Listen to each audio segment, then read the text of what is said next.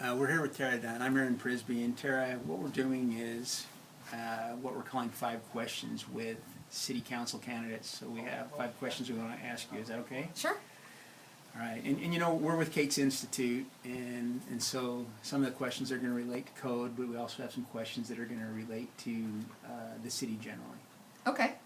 The first question is, if there is conclusive evidence, and I think the key there is conclusive evidence. We're not asking you to assume the evidence, but assuming it's conclusive evidence that code enforcement illegally searched the property of St. George City residents, would you be in favor of reimbursing the fines that those residents who had their property searched illegally have paid?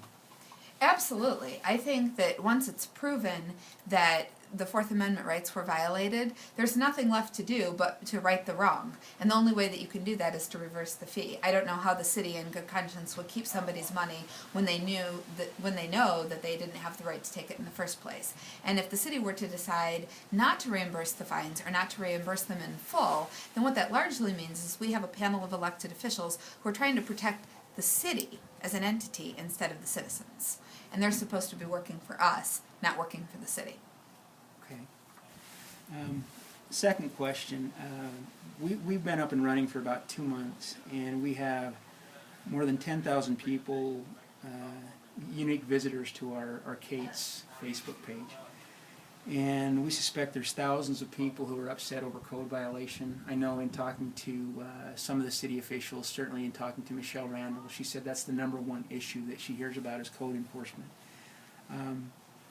And we talked to Ed Bach earlier today, and Ed said that for 10 years there's been this push from the citizens to reevaluate the code and to eliminate some of the codes, but every year it always gets pushed off to the side. If you're elected to city council, is that a priority to look at these codes? Absolutely. I think that the codes are absolutely a priority, and I agree that that's one of the #1 issues that I hear in running for city council as well. I actually started fighting the code enforcement issue before it became a popular issue in the city. In 2011, the code enforcement issues are largely what triggered me to run for city council for the first time. We had the city come after us in a very vindictive and retaliatory way, and I don't believe that that's why those codes are on the book. I think that when you have 9,000 of those letters going out in a 5-year period of time, that's nearly a letter for every hour of a business day in 5 years. So they're doing a lot of code enforcement. You have a lot of citizens that are affected by this, and it's absolutely something that we need to look at. And I think that what we need to do is we need to start weighing the property owner's rights versus the rights of the neighbors. We need to say, what are the rights that the property owner should have versus just the aesthetic appearance from the neighborhood. We need to make sure that we're siding on the side of property rights instead of aesthetics.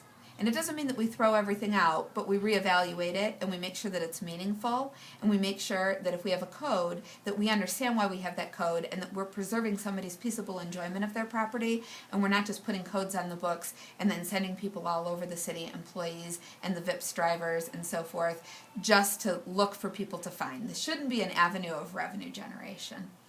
Right. There's something you said there, and it got me thinking a little bit. And this is still the same question, so I'm going to still ask you 3 more. But when you're talking about these codes and looking at the codes, you know, one of I guess a mantra of conservative talk radio and conservatives generally is we have too many laws.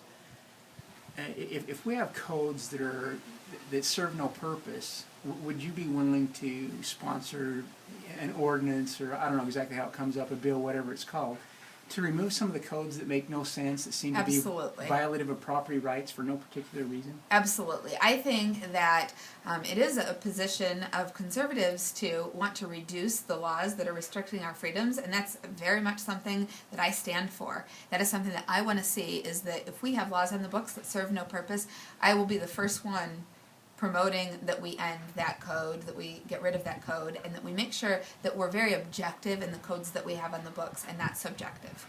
Okay. This is a question, and it relates to, I guess, a little bit of code, but other things that are going on with the city. We have received a fair bit of information about self-dealing, preferential treatment, and that entails some selective code enforcement from people that are involved in city government. and I'm not asking you to say whether you agree or disagree with that statement. I think that we have enough, at least anecdotal information, that that's probably going on. But as a city council member, what is it you can do to make a determination whether there's self-dealing and a lack of transparency going on in the city? And if you find that out, the second part of this question is, what is it that as a council member you can do to rectify that situation? One of the things I've noticed over the course of this election cycle in particular is that there's a real adversity to bringing issues forward. It seems like anytime someone addresses an issue that's a very valid issue, and frequently one that the city goes ahead and admits to, the defense isn't to say, okay, here's the other side of this, or to actually debate the issue at hand, but kind of to kill the messenger. Go after the messenger. And one of the things I'd like to see is us to be able to talk about issues. I think that the first line of defense to be able to resolve the issues that we have is that we start saying things out loud. We stop burying our heads in the sand, looking the other direction, and just putting up superficial arguments. I'd like to see us address the issues, and if there are people who are involved in any sort of indiscretions or personal dealings or using codes or the city in any way for personal gains as opposed to for the greater good, what it's supposed to be designed for, then I think that there needs to be a zero tolerance policy. We can't tolerate that sort of behavior. Fair enough. I want to shift gears a little bit entirely away from code.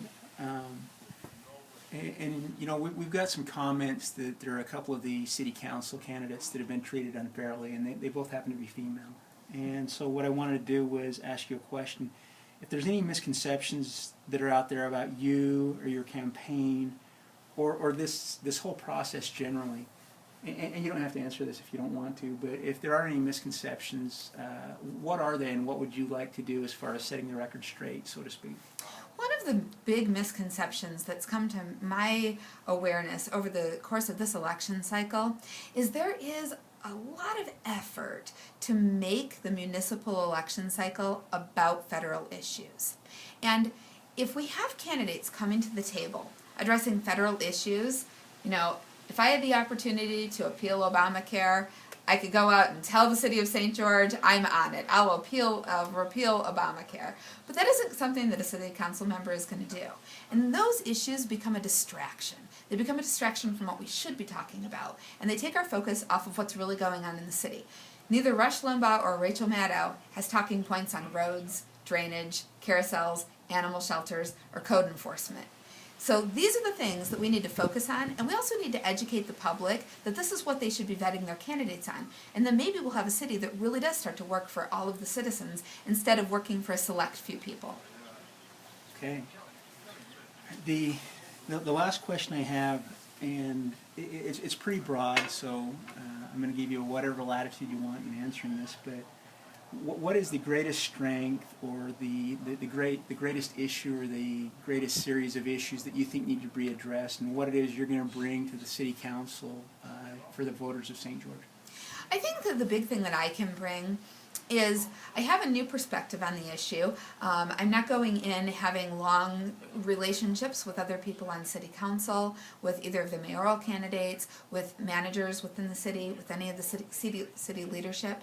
So going in to have this perspective, everybody's on even ground and you can kind of evaluate what you're seeing instead of knowing that that person's a good guy and, you know, we're not going to question what they're doing because you just already have these preconceived notions that this person is good and therefore doing the right thing.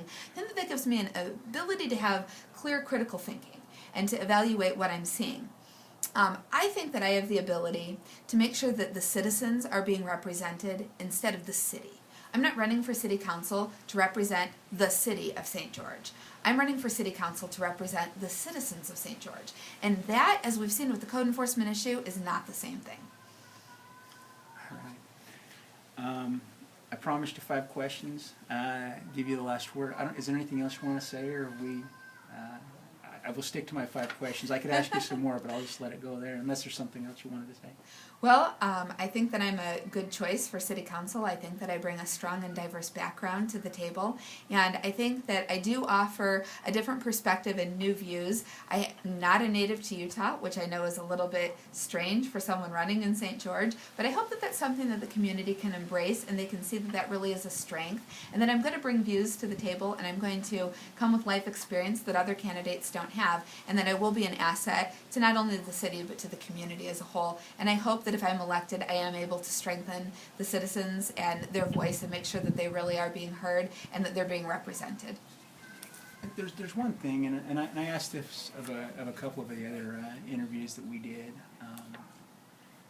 You know, a lot of times people will go into public office and they will be hit with a kind of a wall that exists with